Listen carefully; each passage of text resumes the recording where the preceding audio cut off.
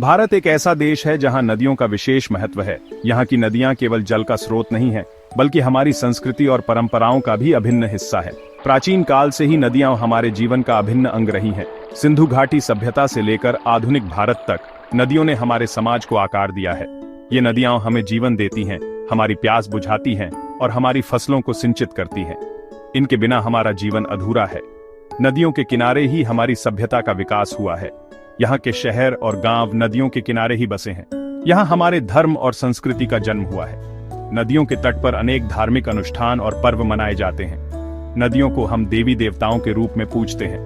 गंगा, यमुना, सरस्वती जैसी नदियां हमारे धार्मिक ग्रंथों में भी वर्णित हैं।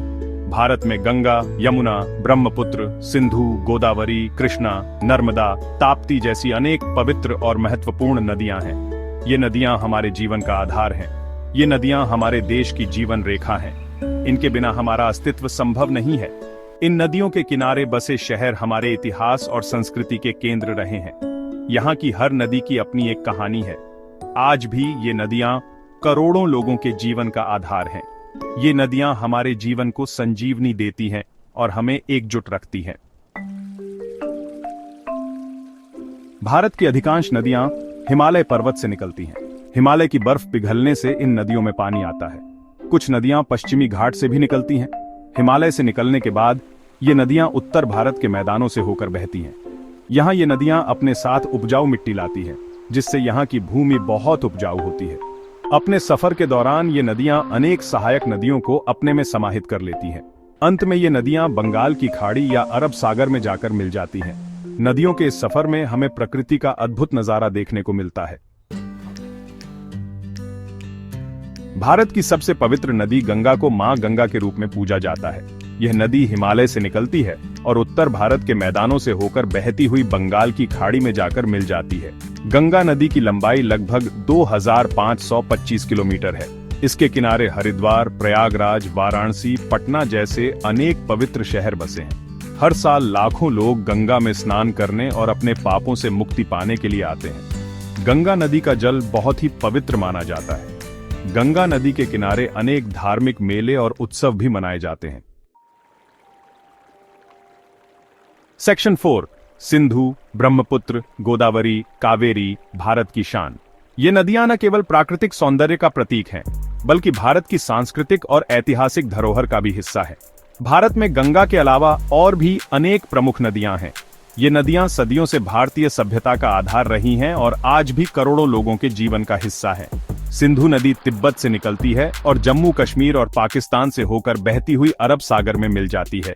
यह नदी प्राचीन सिंधु घाटी सभ्यता का केंद्र रही है। ब्रह्मपुत्र नदी तिब्बत से निकलती है और अरुणाचल प्रदेश और असम से होकर बहती हुई बांग्लादेश में प्रवेश कर जाती है। यह नदी अपने विशाल डेल्टा और बाढ़ के लिए जानी जाती है। गोदावरी नदी पश्चिमी घाट से निकलती है और महाराष्ट्र, तेलंगाना, आंध्र प्रदेश और छत्तीसगढ़ से होकर बहती हुई बंगाल की खाड़ी में मिल जाती है। इसे दक्षिण गंगा भी कहा जाता है। कावेरी नदी कर्नाटक से निकलती है और कर्नाटक और तमिलनाडु से होकर बहती हुई बंगाल की खाड़ी में मिल जाती है। यह नदी दक्षिण भारत की जीवन रेखा मानी जाती है। ये सभी नदियां अपने किनारे बसे लोगों के जीवन में महत्वपूर्ण भूमिका निभाती हैं। इनके किनारे बसे गांव और शहर इन नदियों पर निर्भर हैं। ये नदियां सिंचाई, जल विद्युत उत्पादन और परिवहन के लिए भी महत्वपूर्ण हैं। इनके बिना भारतीय कृषि और उद्योग की कल्पना भी नहीं की जा सकती।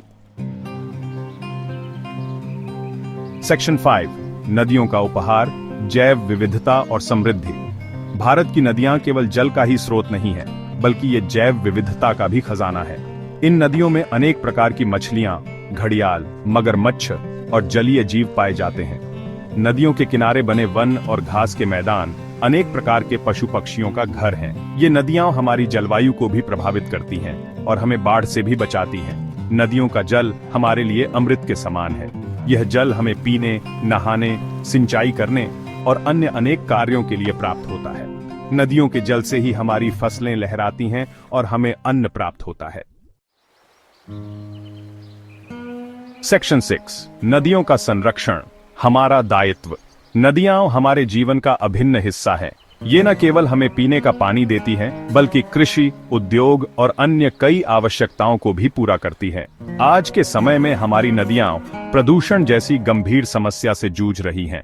यह प्रदूषण नदियों के प्राकृतिक संतुलन को बिगाड़ रहा है और हमारे पर्यावरण को नुकसान पहुंचा रहा है। कारखानों का कचरा, नगरों का गंदा पानी और अन्य अपशिष्ट नदियों में बहाए जा रहे हैं।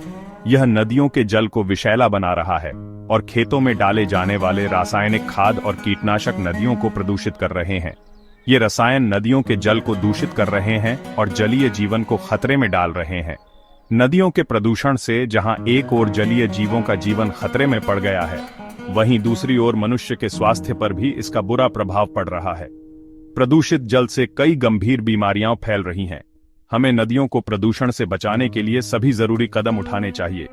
यह हमारी जिम्मेदारी है कि हम नदियों को स्वच्छ और सुरक्षित बनाए रखें। हमें नदियों में कचरा नहीं फेंकना चाहिए और न ही गंदा पानी बहाना चाहिए। इसके लिए हमें सामूहिक प्रयास करने होंगे। हमें जल का संरक्षण करना चाहिए और जल की बर्बादी को रोकना चाहिए। जल ही जीवन है और इसे बचाना हमारा कर्तव्य है। हमें जल शोधन संयंत्रों का उपयोग करना चाहिए और जल को पुनः उपयोग में लाने के तरीकों को अपनाना चाहिए। हमें जल संरक्षण अभियानों में भाग लेना चाहिए और वर्षा जल संचयन जैसी तकनीकों को अपनाना चाहिए। हमें अपने दैनिक जीवन में जल की बचत के उपायों को अपनाना चाहिए, जैसे कि टपकते नलों को ठीक करना और पानी की बर्बादी को रोकना। नदियों का संरक्षण हम सभी का दायित्व है। हमें अपनी आने वाली पीढ़ियों के लिए नदियों को स्वच्छ और जीवंत बनाए रखना होगा। यह हमारी सामूहिक जिम्मेदारी है। हमें मिलकर प्रयास करना होगा ताकि हमारी नदियां फिर से स्वच्छ और सुंदर बन सकें। यह हमारे भविष्य के लिए आवश्यक है।